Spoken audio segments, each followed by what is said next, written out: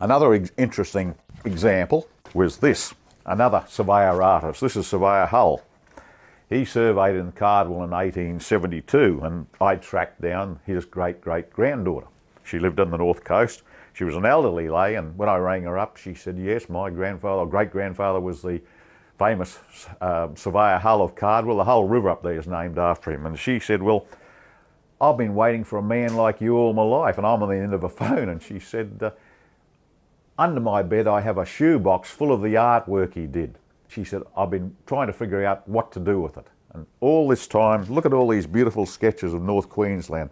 Hinchinbrook Channel, the Vale of Herbert, the first Cardwell Jetty, all sitting on art paper in a big shoebox under her bed. So I went to see her, and she gave me these shoebox, and she said, we can't let you have them permanently, but if you want to use them in your museum display, have them copied and that. So we did. We actually went further than that. We had them deacidified. We had them conserved by a proper conservator. So the department paid for that, and we took beautiful negatives of them. We have copies, and then we gave them back her originals. But he was quite an interesting character, because a lot of surveyors in the early days would be giving copy to the local newspapers. We were interesting people. We were at the forefront of what things were happening way out the far ends of parts of Queensland.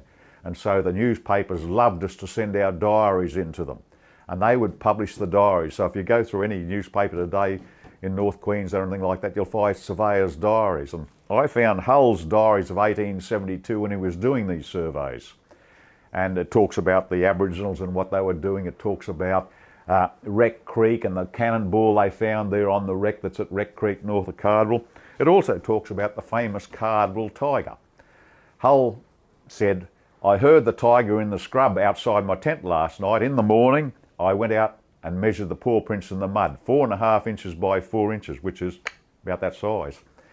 And he said, I took a cast of this and sent it to England. So I thought, this is very interesting. So the people in Cardwell, of course, today you go up there, I've just come back from Cardwell, they say there's a tiger in the scrub, and they're right. There's still a tiger in the scrub there, but it's not the tiger you're used to, it's like the thylacine. Because the Poms, I wrote to the Poms about this cast he sent to England in 1872, and they actually sent back a photo of the cast's still there, so I had a picture of the paw prints.